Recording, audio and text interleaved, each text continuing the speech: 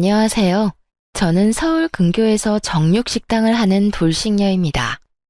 저는 시모의 무시와 파렴치한 행동으로 혈압을 올리다 결국엔 남편의 외도까지 알게 되어 이혼을 하게 되었는데요. 저에게 이런 막장 종합 세트를 선사해준 그 인간들에게 제대로 한 방 먹여주고 이혼을 해 그 시절을 생각하면 짜증이 나기도 하지만 한편으로 통쾌하기도 합니다. 오늘은 오랜만에 쉬게 되어 평소에 제가 애정하는 사연 열차에 사연을 보내보는데요. 글재주가 좋진 않지만 최선을 다해볼 테니 다들 재미나게 들어주세요. 그러면 시작해볼게요. 저와 남편은 맞선 자리에서 만나 결혼을 전제로 연애를 시작하게 되었어요. 연애 시절의 남편은 다들 그러하듯 다정하고 저만을 위해주고 저를 많이 사랑해주는 꿈을 그리던 남자였어요. 이런 남자를 놓치고 싶지 않았고 남편이 결혼하자는 말에 조금의 고민도 없이 결혼까지 하게 되었습니다. 그 당시 시댁은 살아생전 시부가 벌어놓은 재산과 시모가 물려받은 재산으로 노후를 보내는 상황이었고 친정 부모님은 정육식당을 운영하고 있었어요. 전 그런 친정 부모님의 가게를 물려받기 위해 식당에서 함께 일을 하는 상태였고 남편은 시모의 자랑인 대기업에 다니던 중이었죠. 남편이 대기업에 다닌다고 한들 기가 죽거나 하진 않았어요. 그도 그랬던 것이 대기업이 좋다고는 하지만 한 달 벌이로만 따진다면 제가 더 많이 버는 편이었기에 굳이 제가 기까지 죽을 필요가 없었던 것이었죠. 공부도 남편 못지않게 빠지지 않을 만큼 했고요. 이런 저의 커리어를 남편 역시 존중해 주었고 남편과 저 사이엔 아무런 문제가 없었어요. 하지만 다들 예상하시다시피 시모가 문제였어요. 많이들 들어보셨죠? 대기업 다니는 아들 둔 시모들의 그 높은 콧대와 아들이 최고라 믿고 며느리는 발톱의 때만큼도 못한 존재로 여기는 못 배운 사람들이 하는 짓거리 말이에요. 저의 시모도 그런 사람들과 다르지 않았고 시모는 말끝마다 대기업 다니는 우리 아들이라고 하며 은근히 저를 깔아뭉개는 말을 하곤 했어요. 왔니? 대기업 다니는 우리 아들. 요즘 회사 생활은 좀 어때? 괜찮니? 늘 똑같지 뭐. 엄마는 잘 지내셨어? 남편에겐 빛이 날 정도로 밝은 미소를 보이던 시모는 표정을 싹 바꿔 굳은 표정으로 저를 보며 빈정거리기 시작하더군요. 그럼 넌 빈손이니? 명색의 유명한 정육식당 딸이 어떻게 시댁 오는데 빈손으로 오니? 하다못해 고기 한 덩이라도 가지고 오지 않고. 어이가 없더라고요. 언제는 고기 못 먹어서 죽은 사람 없다며 고기 좀 그만 가지고 오라고 할 땐 언제고 이번엔 이딴 소리를 하니까요. 어머님, 남들이 들으면 제가 늘 빈손으로 온 줄 알겠어요. 저 계속 고기 챙겨왔었는데 어머님이 고기 못 먹고 죽은 사람 없다고 하시면서 그만 가지고 오라고 하셨잖아요. 그래서 빈손으로 온 건데 그런 식으로 말씀하시면 제가 섭섭해요. 섭섭하긴 내가 더 섭섭하다. 그렇다고 진짜 빈손으로 오는 애가 어디 있니? 이래서 여자는 배울 만큼 배우고 센스가 있어야 한다고 하는 게야. 우리 아들은 대기업까지 다니면서도 센스가 차고 넘치는데 넌 도대체 왜 그러니? 난 아직도 이해가 안 되는 게 너 같은 애가 어떻게 우리 아들을 만나 결혼까지 할 수 있었는지 너무 궁금하구나. 시모는 늘 이런 식이었어요. 시작은 아들 자랑, 끝은 저의 비난. 아무리 들어도 적응이 되지 않는 시모의 비난은 이렇듯 이어지고 있었고 전 그런 시모의 반응에 적응이 되어 한 귀로 듣고 한 귀로 흘려보내고 있었죠. 이렇게 저를 무시하면서도 친척들 앞에서 생색은 내고 싶은 건지 명절만 되면 친정에서 한우 선물 세트를 친척 수만큼 챙겨오라고 명령하는데 정말 미쳐버리겠더라고요. 저요, 아무리 사장 딸이라고 해도 그걸 공짜로 가지고 오진 않아요. 물론 남들보다 저렴하게 가지고 오는 건 맞지만 저도 매번 공짜로 가지고 오는 건 아니라고 생각해 매번 계산을 하고 가지고 와요. 거기에다 선물 세트는 친척들한테 주는 것이고 자신에겐 용돈 봉투를 따로 내놓으라고 하니 정말 미치고 팔짝 뛸 노릇이었죠. 용돈은 안 주니? 명색이 명절인데 그냥 넘어갈 건 아니지? 네? 용돈이요? 어머님, 저 한우 세트 준비했는데 용돈까지 드려야 하는 거예요? 그럼 한우 세트는 내가 받은 게 아니지 않니? 그건 그거고 용돈은 용돈이지. 설마 너 한우 세트 믿고 용돈은 준비 안 한 거 아니지? 아, 용돈은 준비 못했는데 현금도 없고요. 아범한테 한번 물어볼게요. 혹시 현금 준비한 거 있는지요? 아니, 됐다. 난 너한테 용돈이 받고 싶은 거지. 내 아들이 주는 용돈은 이때껏 많이 받았다. 저리 센스가 없어서야. 이래서 내가 널 예뻐하려야 예뻐할 수가 없는 게야. 시모는 개념 없는 시모의 덕목을 고루 갖춘 사람이었고 그중 단원 최고는 남편의 돈만 아까워한다는 것이었습니다. 남편이 총각일 시절 시모에게 용돈을 따로 챙겨주지 않았다는 걸 들어 뻔히 다 아는데 저딴 말이나 하니 저 역시 시모가 곱게 보려야 볼 수 없는 상황이었죠. 시모만 생각하면 당장이라도 연을 끊든 이혼하든 뭐든 하고 싶은 심정이었지만 남편을 너무 사랑하기에 적당한 선까진 참고 지내고 있었어요. 이건 아니다 싶은 날엔 남편이 나서주기도 했고요. 그러던 어느 날 시모가 또 저에게 연락을 해 전화통화로까지 잔소리를 퍼붓자 남편이 도저히 안 되겠다 싶었는지 전화기를 빼앗아 들더라고요. 엄마, 이 사람한테 그러지 좀 마. 이 사람 대기업 다니는 나보다 돈 더 잘 번다고. 엄마 말대로면 이 사람이 날 모시고 살 게 아니라 내가 이 사람 모시고 살아야 하는 상황이니까. 제발 이 사람 식당에서 일한다고 그런 식으로 무시 좀 하지 마.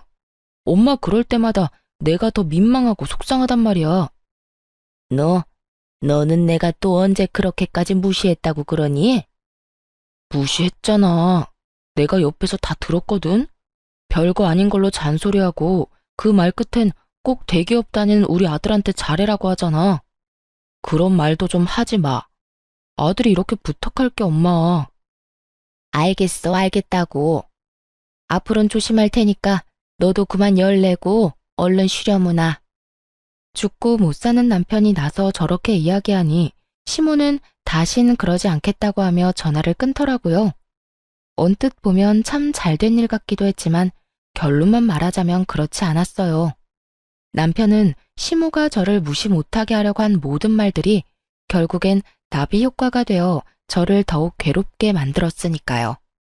다음날 시모는 부모님의 식당이 그 정도로 잘 된다는 것을 확인이라도 하고 싶었는지 친구 한 분과 식당으로 왔더라고요. 어머님, 여긴 어떻게 오셨어요? 지나가다가 생각나서 잠시 들러봤다. 점심시간 되고 해서 밥도 먹을 겸 해서 말이야. 그나저나 장사가 잘 되네. 점심시간이기도 하고 근처에서 행사가 있다나 봐요. 오늘은 유난히 손님이 많긴 하네요. 식사하시고 가실 거죠? 빈자리 편하신데 앉으세요. 제가 상 차려드릴게요. 그래. 오늘 일찍부터 나와서 설쳤더니 허기가 지네. 고기 좀 많이 내오거라. 좋은 부위로 골라서. 한결같이 얄미운 시모였지만 전 제가 할 수 있는 선에서 성심성의껏 시모를 대접해 주었어요.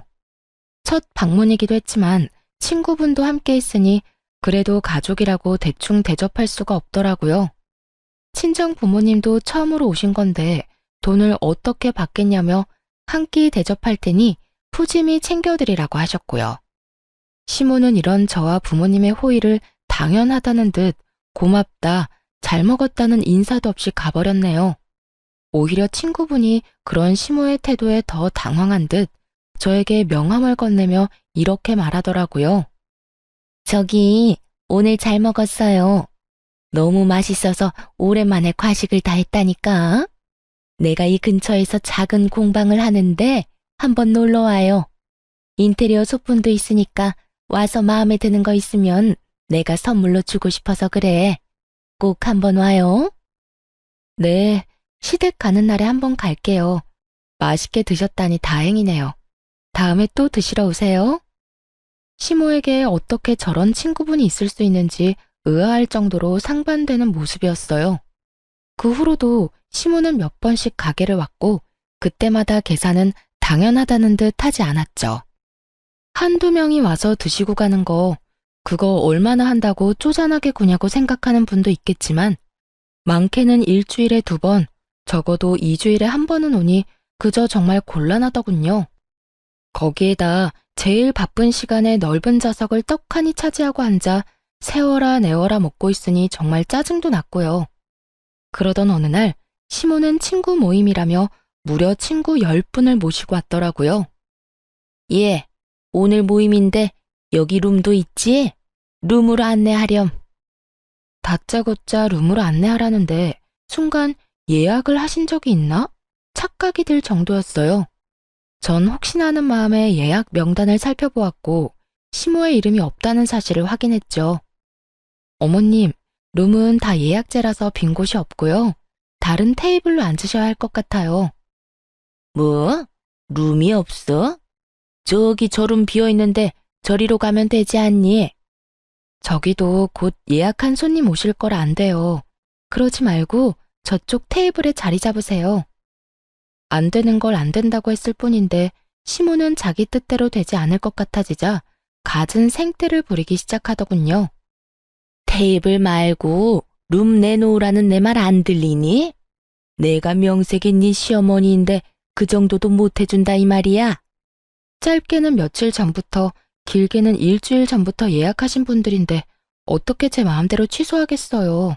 하물며 전부 곧 오실 텐데. 어머님 룸으로 모시려고 그분들을 헛걸음하게 만들 순 없어요. 그러니 이번엔 어머님이 양보해 주세요. 아무리 좋게 그리고 이해가 되기 쉽도록 설명을 해도 아무 소용이 없더라고요. 막무가내. 시모는 이 단어를 단번에 떠올릴 만큼 그야말로 막무가내로 우겨댔으니까요. 내가 헛걸음하는 손님까지 신경 써야 하니? 난 무슨 일이 있어도 무조건 내 친구들이랑 룸에 들어가서 밥 먹어야 하겠으니까 잔말 말고 룸에다 세팅해놔.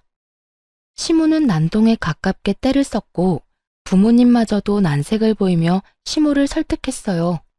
시모는 룸에 무슨 꿀이라도 발라놓은 사람처럼 친정 부모님에게도 무조건 룸만을 외치며 우겨대더라고요. 그쯤 되니 함께 오신 친구분들이 나서 시모를 말리기 시작하더군요.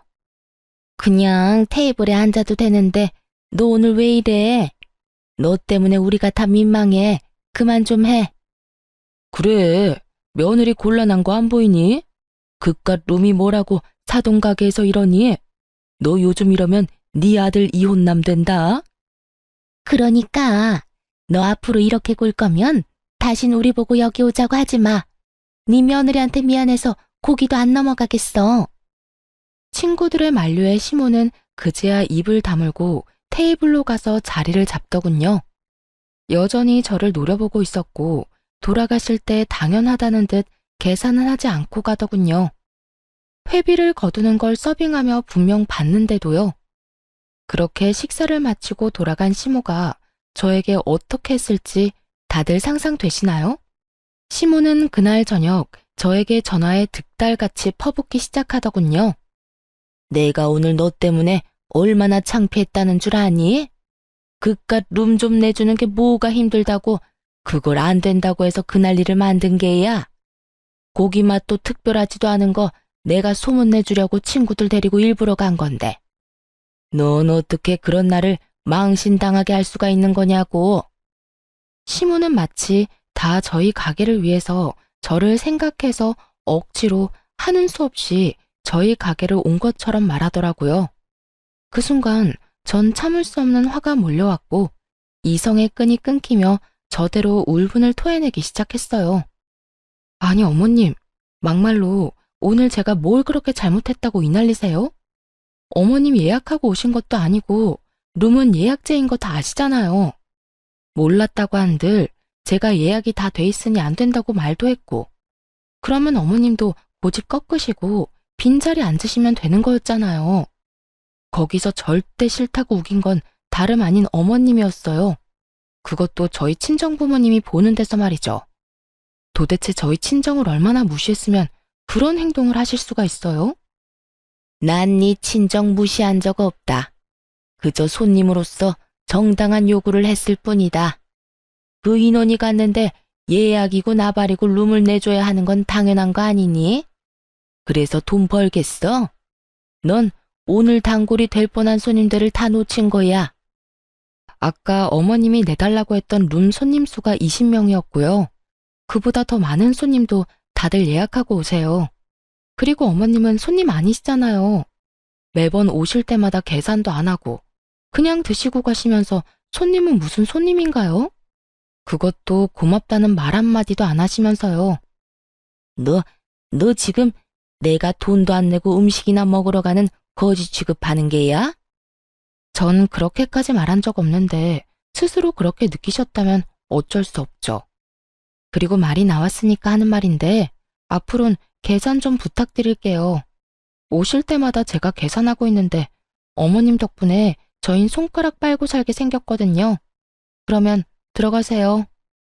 이렇게 전화를 끊어버리자 옆에서 가만히 듣고 있던 남편이 깜짝 놀라 저에게 무슨 일이냐며 물어오더군요. 이게 다 무슨 말이야? 엄마가 당신 가게에 갔었어? 언제? 얼마나 갔길래? 아, 정말. 어머님 때문에 스트레스 받아서 미치겠어. 어머님, 당신이 내가 당신보다 돈 더 잘 번다는 이야기 들은 바로 다음 날부터 가게까지 찾아오기 시작하더니 많이 올 때는 일주일에 2번씩 올 때도 있다니까. 뭐? 일주일에 2번? 그래, 그것뿐인 줄 알아? 계산 안 하는 건 기본이고 오늘은 친구분들 우르르 끌고 오셔선 예약된 룸 안 내준다고 가게에서 난동까지 피우시더라니까. 오죽했으면 친구분들이 어머님께 뭐라고 하시더라니까. 그 광경을 우리 엄마 아빠도 다 보고 계셨고. 대충 상상되지?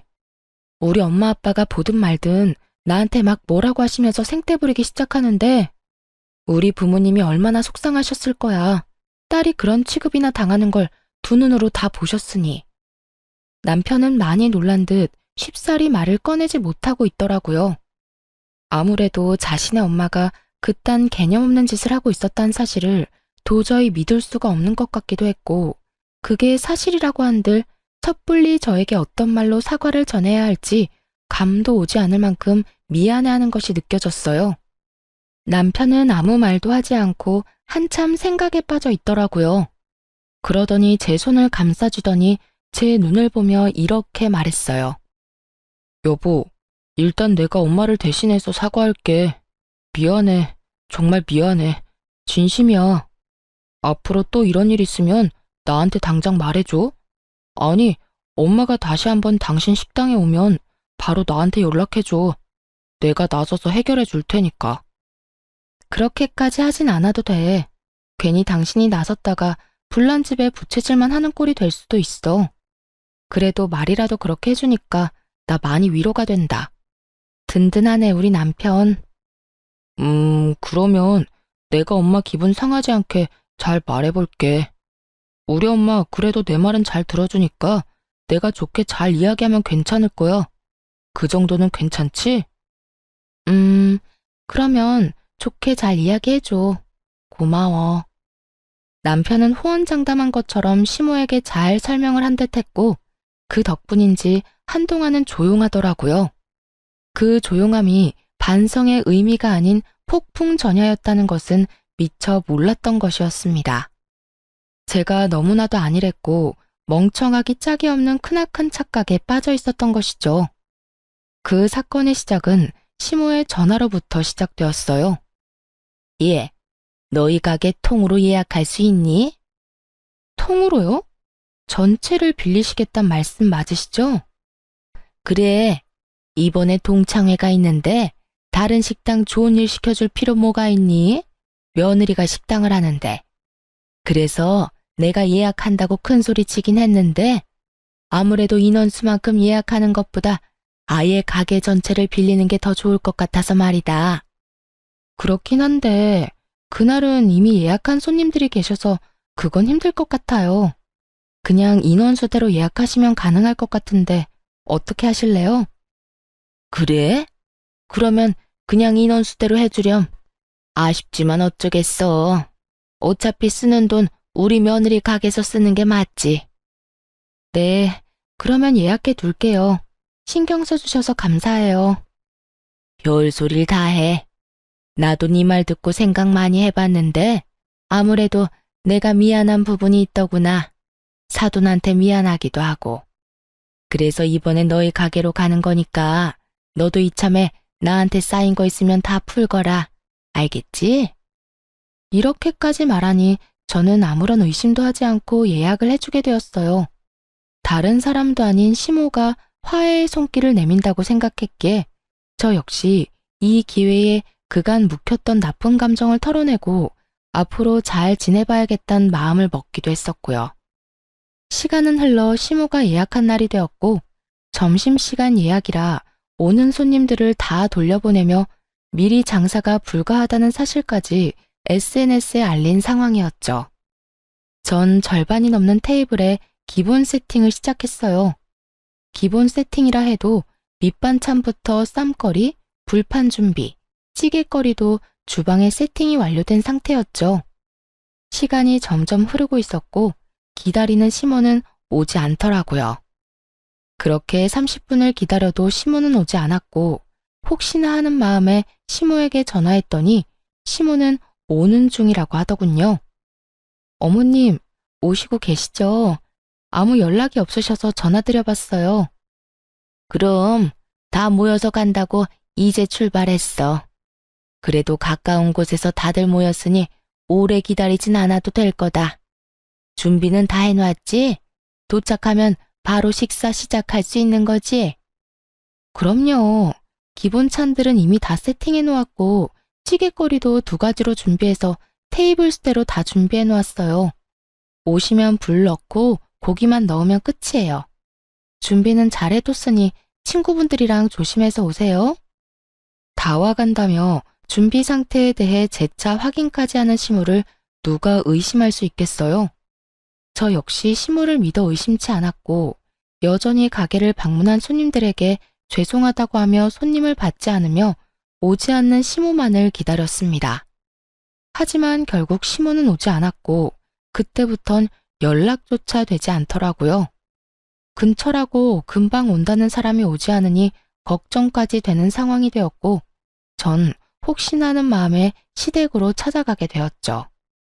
걱정과 우려가 가득한 마음으로 시댁에 들어서니 시모가 글쎄 소파에 떡하니 누워 깔깔거리며 텔레비전을 보고 있더군요. 저는 너무 황당해서 말조차 나오지 않았어요. 더 황당한 건 시모의 태도였어요. 숨을 헐떡이며 집으로 들어서는 저를 보고도 놀라기는커녕 태연히 텔레비전을 보며 웃고 있더라고요. 그러면서 저에게 시선 한번 주지 않고 하는 말이 뭔지 아세요? 왔니? 왔니? 였습니다. 당황하지도 않고 조금의 멋쩍음조차도 없는 평온하기 그지없는 왔니. 전 그런 시모의 태도가 화가 나기는커녕 황당하기도 어이가 없기도 해 도대체 어떻게 된 상황인지 물어봤어요. 왔니라니요, 어머님. 오늘 식당 예약한 거 잊었어요? 아니, 다 와간다고 저랑 통화까지 했었잖아요. 그런데 왜 집에 있어요? 동창회는 어쩌고요? 아, 그거? 거짓말이었다. 네가 날 그 망신을 당하게 만들었는데 이 정도는 해야 내 속이 풀리지 않겠니? 오늘 손해가 컸겠구나. 보아하니 점심 장사가 제일 잘 되는 것 같던데. 일이 이렇게 됐으니 오늘 장사는 말아먹은 거나 마찬가지겠네. 그렇습니다. 전 다른 사람도 아닌 시모에게 노쇼를 당한 것이었어요. 그것도 고약한 시모의 계획에 의해서요. 시모는 앞전에 제가 룸을 내주지 않아 친구분들께 망신을 당한 걸 마음에 고이 품고 있었더라고요. 남편이 시모를 달래며 저에게 그러지 말라고 했을 땐 알겠다고 철석같이 답해놓고선 뒤론 저를 어떻게 하면 골탕을 먹일까 머리를 굴려대며 이딴 계획을 세웠던 것이죠. 중간에 다 와간다고 거짓말을 한 이유가 더 소름이 끼치더라고요. 시모가 연락도 없이 계속 늦으면 테이블을 정리하고 손님을 받을까봐 그랬다고 하는데 정말이지 시모고 나발이고 욕을 해버리고 싶은 심정이었습니다. 시모가 그렇게까지 철두철미하게 저를 속여준 덕에 가게 점심 장사는 다 망한 거나 마찬가지였고 그 준비한 재료들도 쓰지 못하고 다 버려야 하는 상황이었죠. 그러게 그날 내 말대로 순순히 룸 내줬으면 이런 일도 일어나지 않았을 텐데 넌 잠자는 사자의 코털을 건드렸어. 어디 감히 식당에서 일하는 주제에 시험이 물을 먹여? 그것도 내 친구들이 다 보는 앞에서. 내가 그동안 분해서 발도 못 뻗고 잤단 이 말이야. 오늘부턴 덕분에 발 뻗고 잘 수 있겠어. 네가 멍청하게 속아주는 바람에 내가 속이 다 시원하거든. 시모의 고약한 웃음소리는 저의 귀에 그대로 꽂혀버렸고 전 시모에게 소리를 질러버렸어요. 이게 뭐 하는 짓이에요? 제가 뭘 잘못했다고 이딴 짓까지 하냐고요? 아니, 어머님 입장에서 화가 난다고 한들 이건 아니죠. 어떻게 제 가게도 아닌 친정 부모님 가게에 피해를 줄 수 있냐고요. 다른 사람도 아닌 사돈인 어머님이요. 시모는 제가 화를 내든 소리를 지르든 상관없다는 듯 여전히 통쾌하다는 듯 깔깔거리며 웃고 있었고 그 순간 제 연락을 받은 남편이 시모를 찾기 위해 시댁으로 들어오더군요. 뭐야? 엄마 집에 있었어? 오늘 집사람 가게 예약했다면서 여기 있으면 어떡해. 연락도 안 되고. 집사람이랑 나랑 얼마나 걱정했다는 줄 알아? 남편 역시 시모의 모습을 보고 화를 냈고 시모는 제가 무어라 말을 꺼내기도 전에 바닥에 주저앉아 바닥을 치며 곡소리를 내기 시작하더군요. 내가 예약 날짜를 헷갈렸는데 그렇다고 네 처가 나한테 찾아와서 화를 막 내더라고. 아이고, 늙으면 죽어야지. 날짜도 제대로 모르고. 다음 주 동창회 예약한다는 게 이번 주에 예약해버리는 실수를 해버렸지 뭐니. 휴대전화를 가방 안에 넣어둔 걸 잊지를 않나. 내가 죽어야지. 그래야 자식들 고생 안 시키지. 아이고. 연기대상감 뺨치게 눈물 연기를 기가 막히게 하는 시모를 보며 더욱 화가 났고 시모의 어깨를 부여잡고 애원하듯 물었습니다. 어머님, 갑자기 왜 이러세요? 저한테는 일부러 안 온 거라면서요. 저 골탕 먹이려고. 저 괘씸해서 안 온 거라면서요. 그런 저를 시모는 겁에 질린 표정으로 바라보며 제 손을 조심스럽게 떼어내더라고요. 무섭다는 듯 통까지 떨어대면서요. 내가 언제 그랬다고 그러니? 너 무섭다. 아무리 화가 많이 난 상태라고 해도 없는 일 만들어서 말하는 거 아니다. 우리 아들 오해하기 딱 좋지 않니? 너 설마 내 아들이랑 나 사이를 이간질하는 거니? 그게 아니잖아요. 다 와간다고 중간에 저랑 통화한 거 휴대전화에 다 남아있다고요. 언제 우리가 그런 통화를 했니? 난 날짜를 헷갈렸으니 미안하다고 하지 않았니? 너 정말 왜 이러니? 미치고 팔짝 뛸 노릇이었어요. 모르는 사람이 본다면 시모는 정말로 아무런 잘못이 없는 사람이었고 오히려 제가 아무 잘못도 없는 시모를 득달같이 잡는다고 생각할 만큼 완벽한 연기였으니까요. 남편 역시 시모의 연기에 속아 시모의 말을 믿는 듯했고 전 그런 두 사람의 모습에 더욱 화가 났죠. 당신 저 말을 다 믿는 거야? 어머님이 하는 말 다 거짓말이라고. 어머님, 아무리 제가 밉다고 해도 이건 아니죠. 연기 그만하고 사실대로 말하라고요. 억울함에 저의 언성은 점점 높아졌고 그런 제 모습에 남편은 화를 내며 저를 제지하고 나서더군요. 그만 좀 해. 당신 지금 너무 흥분했어. 당신이 왜 화가 났는지 충분히 알겠는데 지금 이건 당신이 선 넘은 거야. 다른 사람도 아니고 시어머니한테 이딴 식으로 구는 여자가 어디 있어? 엄마가 헷갈렸다고 하잖아. 이제껏 당신이 엄마한테 당한 게 있어서 화난 건 알겠는데 혼자 말도 안 되는 소설 써서 우리 엄마 괴롭히지 마. 오로지 시모의 편에 서서 저에게 고함을 내지르는 남편을 보는데 그 순간 모든 것이 무너지는 기분이 들더군요. 제가 이때껏 참아온 것이 누구 때문인데 제 말은 조금도 믿지 않고 저에게만 화를 내는 남편을 보며 더는 그곳에서 싸울 의지가 사라지더군요. 전 아무 말도 하지 않고 그대로 일어서 집으로 돌아와 버렸고 제 뒤를 따라 집으로 돌아온 남편과 단 한마디도 하지 않았습니다. 저를 오해하고 단단히 화가 난 남편이 저에게 말을 걸지도 않았지만 저 역시 남편 못지않게 화가 났던 터라 말을 걸고 싶지도 않더라고요. 그렇게 말 한마디 건네지 않는 날들이 많아지는 만큼 저희 부부의 사이는 걷잡을 수 없이 멀어지고 있었어요. 이런 저희의 사이를 전해 들은 것인지 아니면 목적 달성을 해 더는 저를 괴롭힐 필요가 없었는지는 알 수 없으나 어찌되었든 시모에게선 별다른 연락이 없었고요. 속절없이 시간은 흘러갔고 남편은 남편대로 저는 저대로 살고 있을 때였어요. 그 당시 부모님은 이제 쉬고 싶으시다며 저에게 가게를 맡아서 하라고 하시더라고요. 전 부모님이 잘 닦아놓으신 가게를 맡게 되었고 자리를 잡은 가게이긴 했지만 오롯이 혼자 다 감당해야 했던 터라 정신없는 하루하루를 보내고 있었죠. 그렇게 바쁜 와중에 제 정신을 번쩍 들게 하는 연락을 받게 되었어요. 상대는 바로 시모였습니다. 시모는 제가 가게를 물려받은 사실을 어떻게 한 것인지 다짜고짜 자신을 모시고 살라고 하더라고요. 예, 너 사돈가게 물려받았다며? 이제 돈방석에 앉는 건 시간 문제일 거고 능력도 될 테니 효도를 좀 해야 하지 않겠니? 효도요? 효도라는 단어를 듣는 순간 시모가 효도라는 단어를 잘못 알고 있나 하는 생각마저 들더라고요. 그렇지 않고서야 저에게 효도라는 말을 할 수는 없다는 생각이 들었으니까요. 전 시모에게 되물었고 시모는 그 특유의 뻔뻔한 말투로 대답하더군요. 그래, 효도. 다른 건 필요 없고 네가 날 좀 모시고 살아야겠다. 네 시누이 남편 사업하는 거 알지? 글쎄 요즘 사업이 힘들어서 자금이 좀 필요한데 나도 있는 돈 거의 다 쓰고 이제 남은 건 집뿐이야. 그래서 이 집 처분해서 네 시누이 좀 도와주려고. 그러니까 네 집에서 날 좀 모셔야 하겠구나.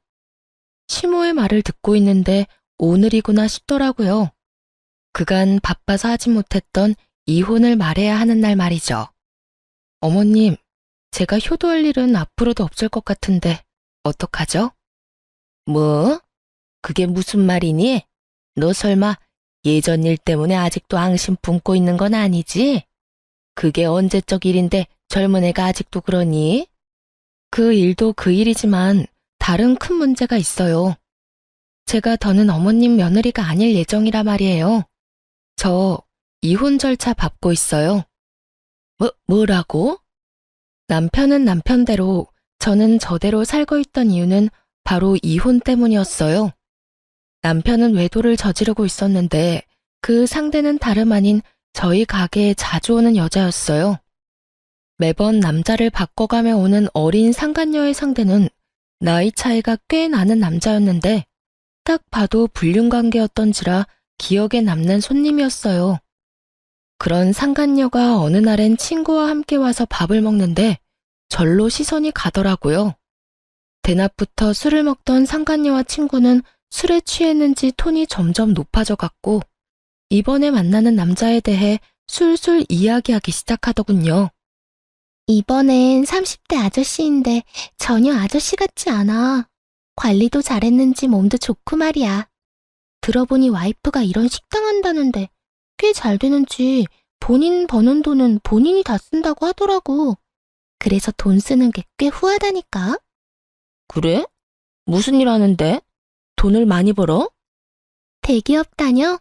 차도 외제차 끌고 다니고. 집도 땡땡땡 아파트 알지? 거기 산대.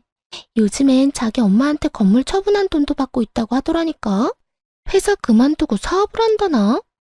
암튼 난 사업을 하든 뭘 하든 다 상관없고 이번엔 크게 한몫 챙길 수 있을 것 같다니까. 정 안 되면 아예 정착해도 될 것 같기도 하고. 정신이 번쩍 들더라고요. 대기업에 다니며 부인은 식당을 하고 그 외제차를 끌고 다니는 남자. 거기에다 남편이 지나가는 말로 회사를 그만두고 사업하고 싶어 시모에게 사업 자금을 받을까 싶다고 한 말까지 틀림없이 제 남편임이 분명해 보이더라고요. 모든 것이 틀림없어 보였지만 전 확실히 하기 위해 사람을 붙였고 아니나 다를까 남편은 꽃뱀 같은 젊은 상간녀에게 홀려 있는 돈 없는 돈 다 퍼주고 외도를 저지르고 있더군요. 그렇게 전 남편과의 이혼을 진행하게 되었고 남편 역시 이혼은 합의했지만 위자료를 아끼기 위해 소송을 하던 중이었죠. 이러한 사실을 시모는 꿈에도 몰랐던 것이었고요. 네, 저희 이혼 소송 중이에요. 아니, 이제 거의 마무리돼서 이혼한 거나 다름없는 상황이죠. 갑자기 이혼은 무슨 이혼?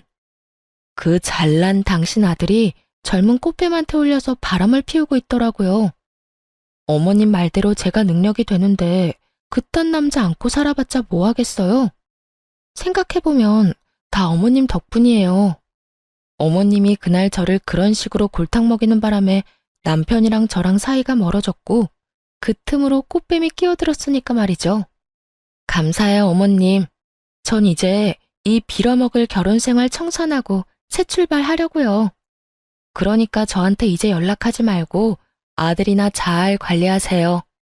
들어보니 지금 살고 있는 집만 남은 이유가 아들한테 다 투자한다고 그렇게 됐던데 그 돈으로 정말 사업하고 있다고 생각하세요? 제가 알아본 바로는 아니던데요. 뭐야? 그러면 내 아들이 나한테 받은 돈으로 여자한테 다 갖다 주고 있다는 말이야?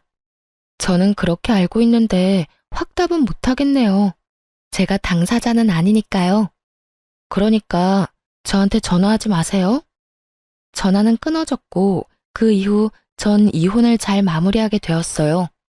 전 남편에게 위자료는 물론이고 약간의 재산 분할과 상간녀에게 위자료를 받으며 이혼을 하게 되었습니다. 저와 이혼하고 난 후 아무것도 모르는 전 남편은 상간녀와 살려고 함께 살려고 했지만 뜻대로 되진 않은 듯 하더군요. 저에게 전화가 와 저 때문에 사랑하는 여자와 살지도 못한다고 난리를 부렸거든요. 당신 도대체 우리 엄마한테 무슨 소리를 얼마나 했길래 우리 엄마가 저렇게 안 된다고 반대를 하는 거야. 말을 알아들을 수 있게 말을 해. 앞뒤말 다 자르고 다짜고짜 따지고 들면 내가 어떻게 대답을 해? 네가 우리 엄마한테 유민이 이야기했다며. 다 들었거든? 도대체 뭐라고 했길래 엄마가 유민이한테 화내고 욕까지 하면서 그 난리를 부리냐고. 크게 한바탕 소동이 났다는 말을 듣는데 그 순간만큼은 정말 시모를 향해 손뼉이라도 쳐주고 싶은 심정이더라고요. 사실 상간녀의 정체를 알게 된 그 순간에 상간녀에게 아무 말도 하지 못한 것이 후회스럽기도 했었거든요. 제 계획 때문에 그저 조용히 보낸 것도 있긴 했지만 유부남하고 노란한 대가는 치르게 하고 싶었는데 전 시모 덕에 그 대가를 치르게 했다고 생각하니 고맙기까지 하더군요. 역시 대단하네. 난동까지 부리셨어? 내가 어머님한테 뭐라고 하긴 뭐라고 했겠어. 그냥 아는 그대로 말했지. 그 여자 꽃뱀이다. 그 여자 당신 아들 돈 다 뜯어내고 있으니 알아서 잘 처리하셔라. 이야, 당신 엄마가 내 말을 그렇게 잘 들을 줄은 몰랐는데 기대 이상인데? 전 남편은 상간녀에게 제대로 홀린 것인지 절대 꽃뱀일 리가 없다며 상간녀를 두둔하기 시작했고 심지어 시모에게 당장 전화해 사실 착각이었다며 정정하라고 고함을 지르더군요. 뭐? 네가 뭘 안다고 그딴 말을 짓거린 거야? 너 때문에 엄마가 나랑 유민이 결혼 반대하잖아. 당장 엄마한테 전화해서 네가 오해한 거라고 말해. 우리 유민이 꽃뱀 그딴 거 아니니까 당장 네가 만든 문제 네가 해결하란 말이야. 내가 왜? 난 당신 엄마 목소리도 듣기 싫은 사람이거든? 네 목소리도 마찬가지고. 그러니까 그딴 말도 안 되는 요구할 거면 연락도 하지 마. 그리고 그 여자 꽃뱀 맞으니까 지금이라도 정신 좀 차려라 제발. 돈 다 뜯기고 후회하지 말고. 아니라니까. 네가 젊은 여자한테 남편 뺏긴 게 분해서 일어나 본데 네가 아무리 이렇게 해도 나 너한테 안 가. 그러니까 이상한 말로 사람 오해하게 하지 말고 당장 우리 엄마한테 전화해서 네가 다 해결하라고. 참 뻔뻔도 하더라고요. 이혼한 전 부인에게 다른 사람도 아닌 상간녀의 오해를 풀어달라는 꼴이 말이죠. 심지어 오해도 아닌데 말이에요. 끝까지 저에게 따지며 생떼를 부리는 전 남편의 모습에서 전 시모의 모습이 보였고, 이래서 핏줄이 무섭다고 하는구나 했네요. 전 남편은 끈질기게 저를 괴롭혔지만 저는 끝끝내 전 남편의 부탁을 들어주지 않았어요. 그 후 들리는 소문엔 전 시모의 난동은 점점 심해졌고, 상간녀를 도저히 포기할 수 없었던 전 남편은 전 시모를 버리고 상간녀와 함께 살림을 차려버렸다고 하더군요. 전 시모는 믿었던 아들의 배신에 화병으로 몸져 누웠다고 하고요. 전 남편이 대단하긴 대단하다 싶더군요. 그 꼬장꼬장하던 시모를 다른 것도 아닌 화병으로 몸져 눕게 했으니 말입니다. 부모까지 버리며 쟁취한 전 남편의 사랑은 평탄했냐고요? 그럴 리가요. 전 남편에게 정착할 마음마저 있었던 꽃뱀 상간녀는 시모가 난동을 부리며 선보인 성격 때문에 결혼까진 할 수 없다 싶었는지 전 남편의 주머니를 탈탈 털어먹고 도망갔다고 하더군요.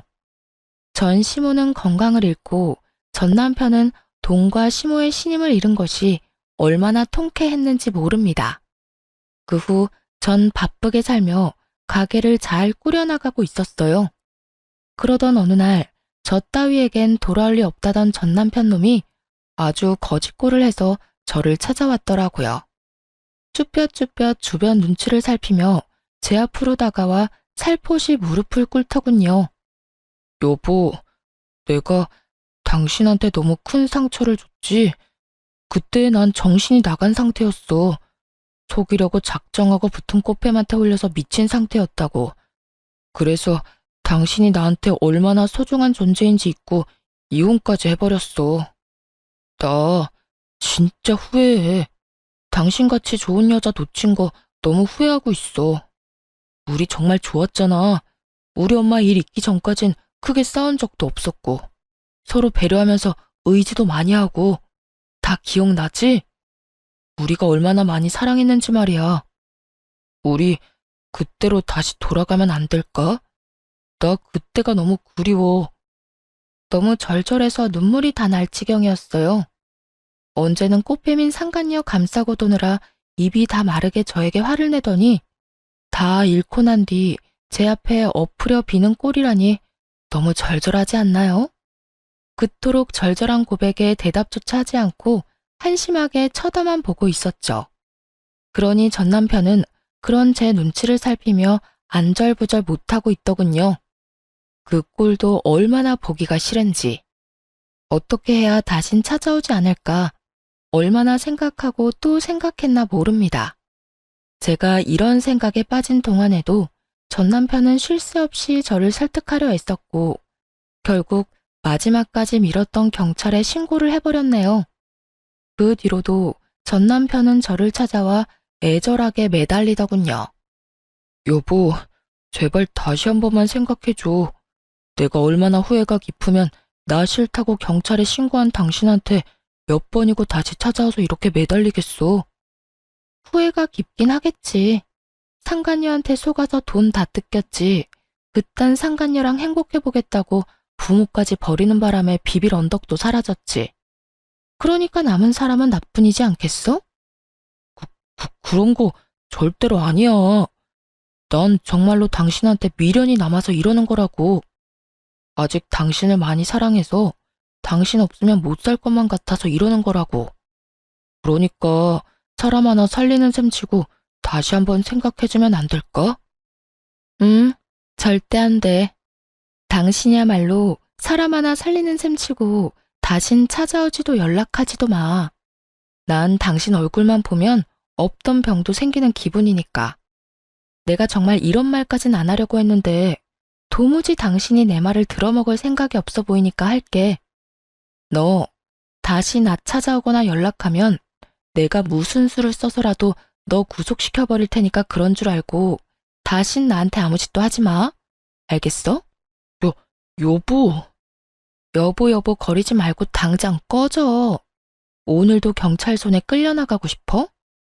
진심 가득한 제 눈빛을 읽었는지 전 남편은 다신 찾아오지 않더라고요. 1년이 지난 지금 전 휴식기를 가지고 있어요. 이혼을 하고 난 후 제대로 쉬어본 적이 없던 터라 부모님께서 한 달 정도 가게를 봐줄 테니 휴식기를 가지고 오라고 하시더라고요. 저 역시 좀 쉬어갈 필요성을 느끼고 있던 터라 죄송하긴 했지만 감사한 마음으로 쉬는 시간을 가지기로 했습니다.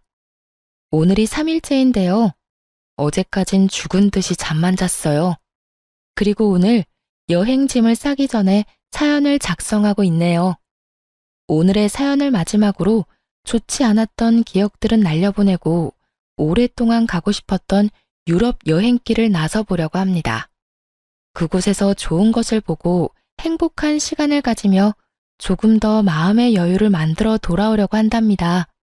이번 여행에선 그 목적이 힐링과 여유인 만큼 돈에 얽매이지 않고 전 남편에게 받은 위자료를 아낌없이 잘 쓰고 오려고요. 아직 한 푼도 쓰지 않고 고스란히 뒀으니 충분히 쓰고도 남지 않을까요? 앞으로 저는 제 삶을 위해 열심히 행복해지려 노력할 예정입니다.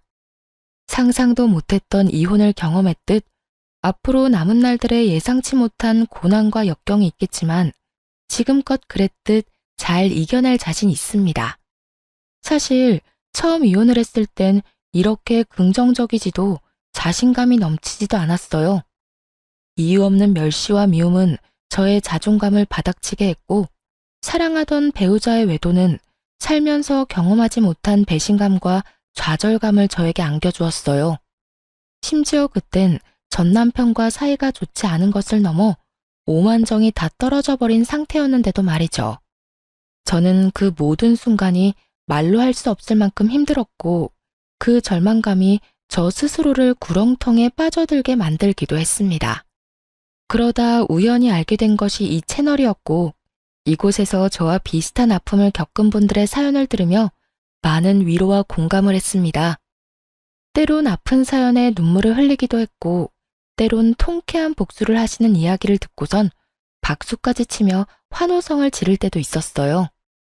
답답한 이야기에 화가 날 때도 있었지만 사연을 듣는 시간만큼은 피해자가 아닌 경험자가 되는 기분이 참 좋았습니다.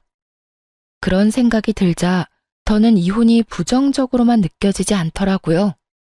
좋은 경험은 아니지만 제 인생을 더 발전시킬 수 있는 경험이었다는 생각이 들기도 했고 실제로도 전 쉽사리 흔들리지도 무너지지도 않는 강한 사람이 되기도 했고요. 제가 위로를 얻어가듯 지금 제 사연을 듣고 계신 분들도 조금의 위로라도 받아가셨으면 좋겠습니다. 이로써 저의 긴 사연은 끝났습니다. 제 사연을 들어주신 모든 분 감사합니다.